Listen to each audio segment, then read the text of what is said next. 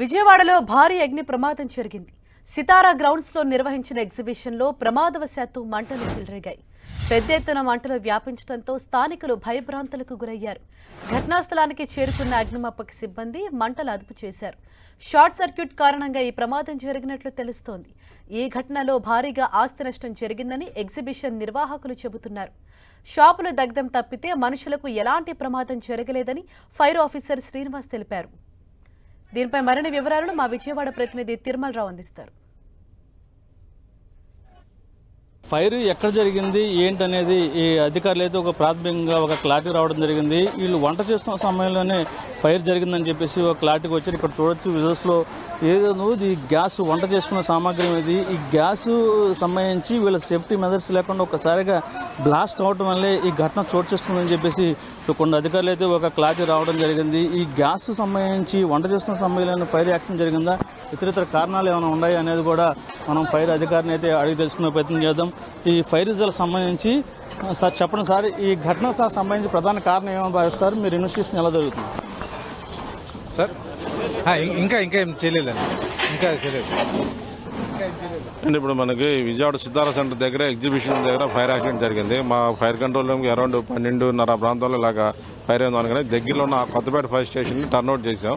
తర్వాత చూడగానే బయలుదేరగానే ఈ పొగలను దృష్టిలో పెట్టి చాలా సీరియస్ ఫైర్ అని తెలిసిన తర్వాత సిటీలో ఉన్న అన్ని బళ్ళు, తర్వాత పక్కన కంచెల బండి కూడా రావడింది. తర్వాత పక్కన ఇంక నెక్స్ట్గా ఎగ్జిబిషన్ సుమారు ఒక 7-8 ఎకరాల్లో ఉంది. ఇది ఓన్లీ కన్ఫైన్ టు 20 షాప్స్ వరకే ఇదైంది. మిగతా పక్క ఎగ్జిబిషన్కి ఎక్స్టెండ్ అవ్వకుండా పూర్తిగా ఆపడం జరిగింది. ఇక్కడ ఏ విధమైన గాయాలు కానీ ఏ విధమైన మరణాలు కానీ సంభవించలేదు. ప్రధానంగా ఈ ఫైర్ జరగడానికి కారణం మీరు ఏమని భావిస్తున్నారు సార్? అంటే ఇప్పుడున్న మొత్తం అంతా పరిశీలించిన దాని ప్రకారం ఏంటంటే ఇక్కడ జస్ట్ వంట కోసం అన్న మనకి గ్యాస్ సంబంధించి వాళ్ళగా ఇచ్చేస్తే అంటే కిరోసిన్ టైప్లో వాళ్ళు చేస్తుంటే ఆ టైం సడన్గా వచ్చిందని చెప్పారు. ఆ వచ్చిన టైంలో వీళ్ళు భయపడి బయటకు వచ్చి అదే టైంలో గాలి కూడా వచ్చినట్టు చెప్పారు.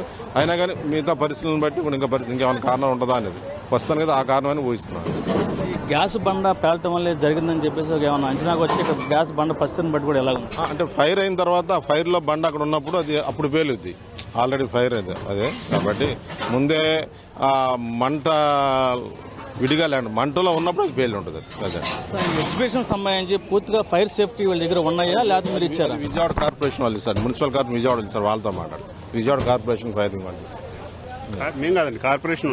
ఇది ఏదేమైనప్పటికీ ఎగ్జిబిషన్ సంబంధించి ఘటన జరిగింది. ప్రాథమికంగా ఒక అంచనాకు వచ్చేసని చెప్పేసి వీళ్ళు చెప్తున్నారు. ఇక్కడ ఫైర్ సంబంధించి జరిగింది, గ్యాస్ బండ పేలటం వల్లే జరిగిందని చెప్పేసి వీళ్ళు అంటున్నారు. అయితే ఈ ఫైర్ సేఫ్టీ సంబంధించి ఈ ఘటనకు సంబంధించి ఎగ్జిబిషన్ పెట్టుకున్న సమయంలో మీరు ఏమైనా అనుమతి ఇచ్చారా, దీనికి గల కారణాలు ఏంటని చెప్పేసి ఉన్నతాధికారులను అడిగితే వీళ్ళు విజయవాడ మున్సిపల్ కార్పొరేషన్ సంబంధించి ఫైర్ సేఫ్టీ అధికారులకు సమాధానం చెప్పాలి, దీనికి సంబంధించి వాళ్ళని అడిగి తెలుసుకోవాలని చెప్పేసి చెప్పడం జరుగుతుంది. ఇది కొండ పరిస్థితి. వీడియో జర్నలిస్ట్ గౌతమ్తో తిరుమల 10 టీవీ విజయవాడ.